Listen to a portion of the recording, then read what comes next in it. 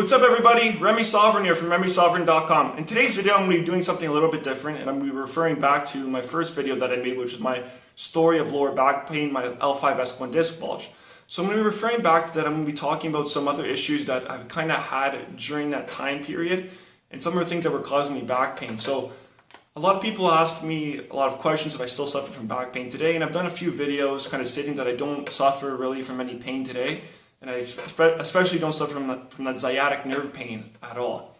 But however, during my kind of recovery, I did have other issues and kind of other flare-ups kind of going on.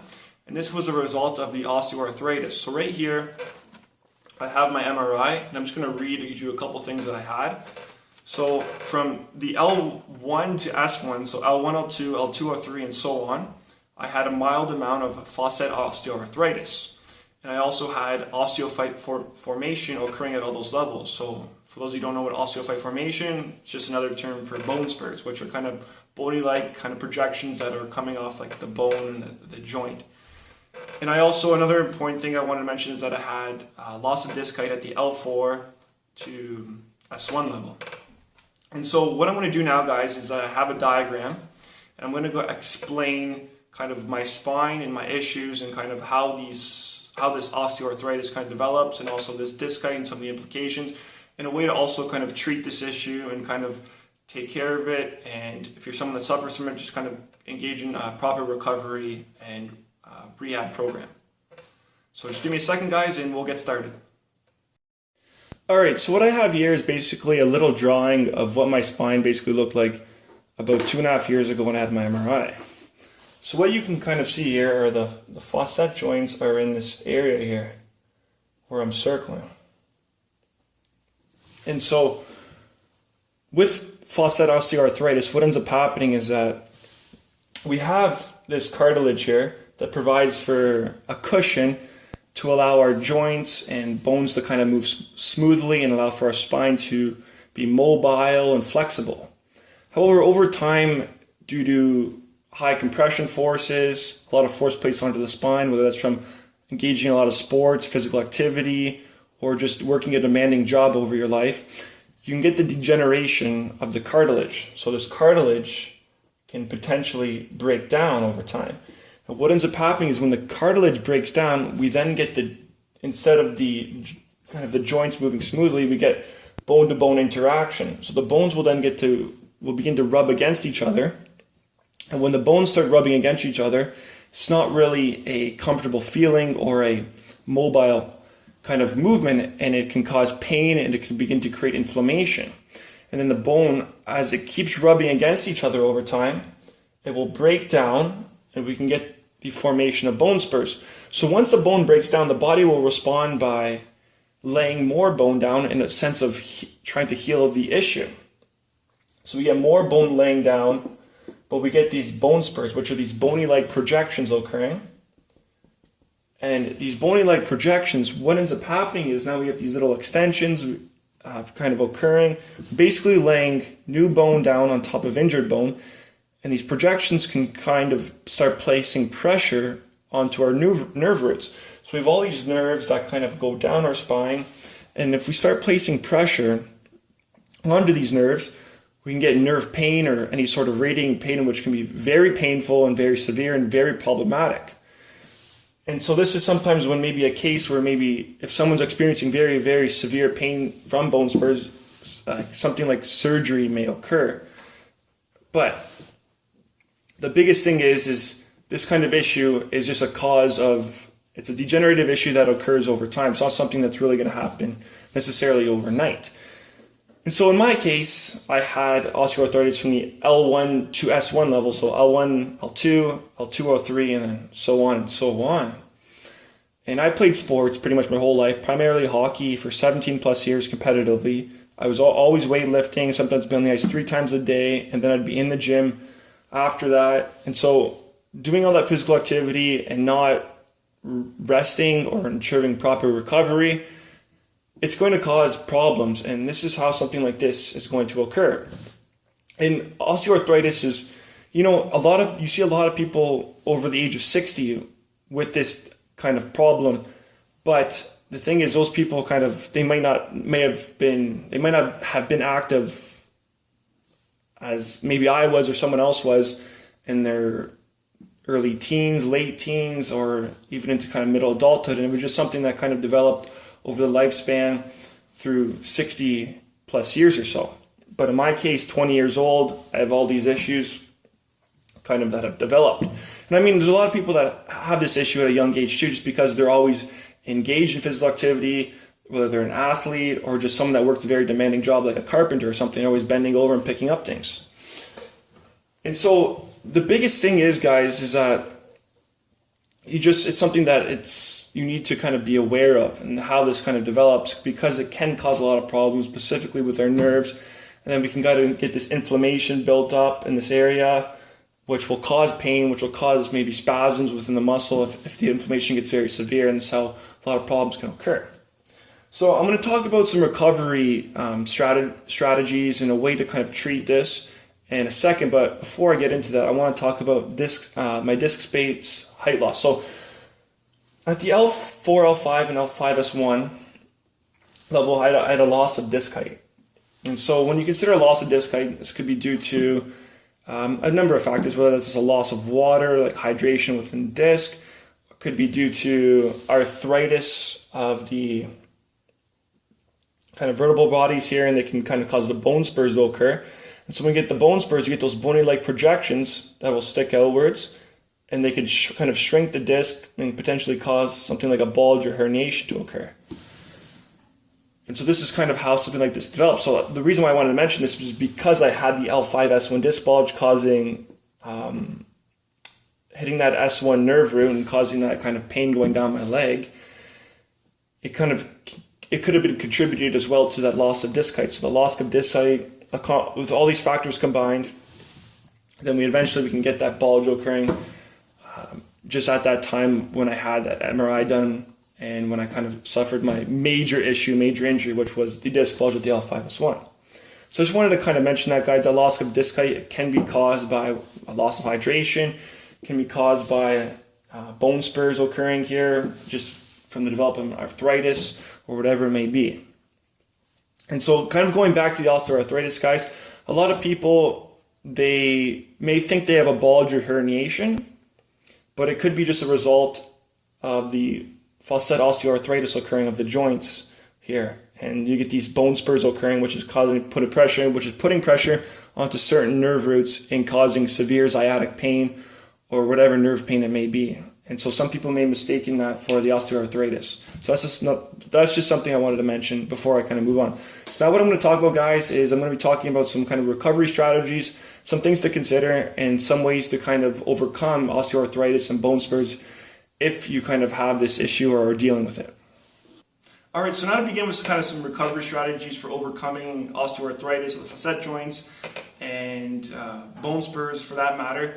The first thing you want to look at is you want to start with the biomechanical aspects. When we look at the biomechanical aspect, we want to avoid any high-impact activities or any high-impact sports or whatever it may be. So for instance, you're someone that engages in some sort of sport that has a high impact on the spine, whether it may be football, basketball, or you're just engaging in like a job like you're a carpenter, bending over a lot, whatever it may be, you want to avoid those as much as possible. The reason being is because if we continuously engage in those activities over time, the issue is only going to get worse and it's not going to repair itself. You're just going to keep getting those bone spurs developing, potentially going to get more pain, more spasms, and eventually even nerve pain may develop. And this can become very problematic and something we don't want. So avoiding those high impact activities is key to begin with, and you want to look to alternatives to kind of maybe engaging in physical activity. So something like swimming is a good activity if you're still engaging in physical activity. You still get those health benefits, but you're avoiding those high impact forces onto the spine, which is key and essential.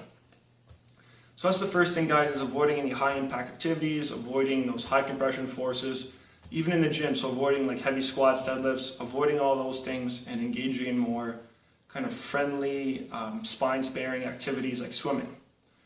Secondly, guys, you want to look at posture. So poor posture is something that you're going to want to focus on greatly. A lot of people have a lot of poor posture in today's society. For instance, a lot of people have forward head posture. And so when you have forward head posture, they get this rounded back internally rotated shoulders, and when they have this posture and are adapted to it, they can get more weight and force placed on the lower spine whenever they engage in any sort of activity, whether it's walking, running, or just moving around for that matter. And so by getting more weight and by having more weight placed on the spine, we're kind of reducing the durability and we're kind of speeding up the degeneration process of the joints. And so on top of that, we could also look at other issues too. I mentioned flat feet before. So when we have flat feet, we lose our arch, the tibia becomes internally rotated, throws off our femur and then our hip, and then our lower back as well. And so kind of the whole track just kind of comes out of place. So when it comes out of place now, and we get that track thrown off, there's more force, more pressure placed onto our lumbar spine, and then we kind of get more compression force placed there, and then the degeneration process can kind of speed up more quickly. And this is not something we want, so we want to kind of address those issues of poor posture, correct those, because this could make a huge difference in terms of our durability when we're kind of like fighting this problem, fighting this disease, or just avoiding it as much as possible. Thirdly is we want to look to strengthening our core, strengthening muscles. So we want to specifically look at muscular endurance. We want to build up a strong core. And by doing that, we want to build up the endurance of a lot of our muscles that support our core. So that's our abdominals. We look at our back muscles, look at our glutes, strengthening all those muscles, building up endurance, just so we can get more durability and stability to our joints. And by providing more stability and durability, could potentially engage in various activities for a longer period of time without suffering some of those consequences of those compression forces, because now our joints can handle it, because our muscles are a lot more stronger and they can provide more support to those joints, and therefore activities may become more safer for an individual to engage in. So strengthening muscles is a huge focus as well. And so now the fourth thing I want to talk about, and it might be the most important factor here for overcoming an issue like facet osteoarthritis and bone spurs, is we got to look at the nutrition and physiology of our body. So a lot of people are nutrient deficient and they don't consume a good, healthy, and adequate diet. And when they don't do that, they're not getting the essential vitamins, minerals, and nutrients that they need to kind of heal this issue and this injury. Because when we look at osteoarthritis, when the cartilage breaks down, it needs to kind of build up and repair itself. Same with the bone when it's kind of breaking down. So we need those vitamins, minerals, and we need to make sure they're absorbing properly within our bodies. We need to make sure our digestive system, our whole body is working efficiently and we're getting those nutrients. So when you consider like things like vitamin D, zinc, a lot of people are deficient in these nutrients, and these kind of minerals and vitamins are very important and kind of healing injuries and just kind of our overall well-being. If we don't get those nutrients, we could be lacking certain, or they could be lacking in certain ways where we're absorbing certain nutrients that are essential to repairing an injury like osteoarthritis or whatever it may be, or maybe even a disc bulge. So therefore, it's important that we get those nutrients, we consume a very good, balanced and healthy diet, and also we want to avoid foods and toxins that cause whole body inflammation, because when you consider the bone spurs and osteoarthritis, they cause inflammation, cause pain, they can potentially cause muscle spasms and even nerve pain for that matter.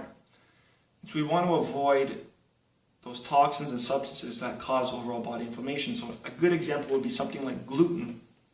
Gluten has been shown to cause overall body inflammation, and if we're already producing inflammation from something like osteoarthritis, and then we consume gluten, which is going to cause more inflammation because the body's going to see it as kind of like it sees it more as a foreign kind of pathogen.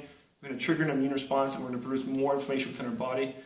We're just kind of creating more issues, more inflammation, and then our body's just under more stress under a longer period of time, and more problems can potentially develop. So avoiding those toxic substances, something like gluten, for that matter, can make a huge difference, and it could potentially also reduce the amount of reduce the consumption of medications, pain medications that we may be taking to kind of control inflammation or control pain, because a lot of people do not like taking anti-inflammatory or pain medications because they can be very hard onto our system and onto our body, especially if we're taking them over a long period of time.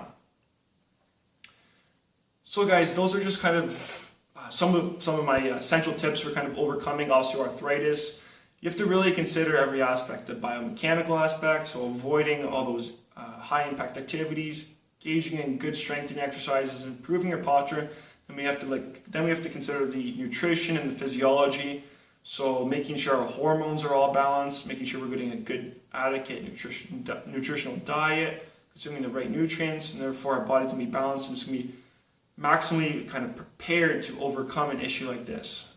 And so that's why when you want to overcome an issue like this, you have to kind of go all in on it and focus as much as possible on every aspect. So from the biomechanical, the physiology, nutrition, and so on. And once you can kind of check all those off, then the recovery will just be that much more efficient and it'll be much more quick as well. And so guys, that's just kind of my advice to you and a little bit of my story from suffering from osteoarthritis during my kind of tenure from having that MRI and going through the bulge and all that. And for my case now, just kind of share what I deal with now. I don't really suffer from any pain for that matter, but at the same time, I don't go out and basically kill my back. I don't go out and deadlift, 250 pounds. Like the most I might do is 150, just because that compression force on my back, I just don't know. I don't feel like my body just can handle it at this point and where I'm kind of at. I'm just happy with where I'm at right now, that I can do everything again and I can engage in activities. I can sit for a long period of time without having any pain, and I can play sports again and do other things again. It's just I have to manage it at an appropriate rate and just kind of keep working on focusing on strengthening the core and engaging in proper rehab, because that's just something that I didn't do when I was younger. I was one of those type of kids that I never thought I would have any issues and injuries. I would just be injury prone and never have any issues. And well, you can kind of see where I'm at today. Alright guys, so I think I'm going to sum it up for today's video, and I'll just leave it at that. And so if you have any questions or comments regarding any back pain or back issues, be sure to leave them below and I'll be happy to answer them. And also, if you want to see more back pain tips, back pain videos, or whether it's just exercise videos, workout videos, I'm always posting different types of tips and videos all the time. And so if you want to see those, be sure to subscribe to my channel. And for that guys, I'll leave it for that, and I wish you guys all a successful and productive day. Take care.